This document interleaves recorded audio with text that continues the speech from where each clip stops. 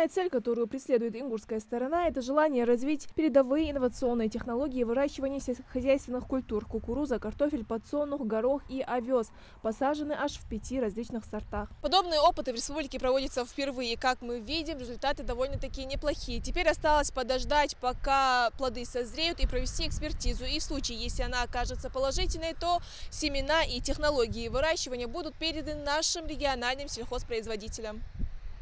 Весь необходимый объем семян для засева демонстрационного полигона предоставил Германский семенной альянс, а представители Минсельхоза, в свою очередь, провели обработку почвы, технологический уход и внесли удобрения. По их технологии применяли ими рекомендуемые средства защиты растений.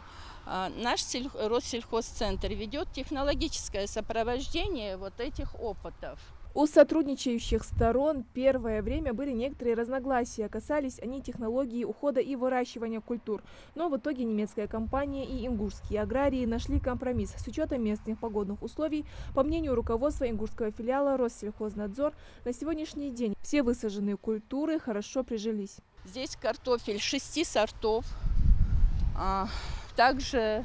А как прижился картофель? Ну, как видите, цветение уже некоторых уже отцветает, в принципе. И каждый сорт видно прям, если мы смотрим, видно каждый сорт, как он показывает себя.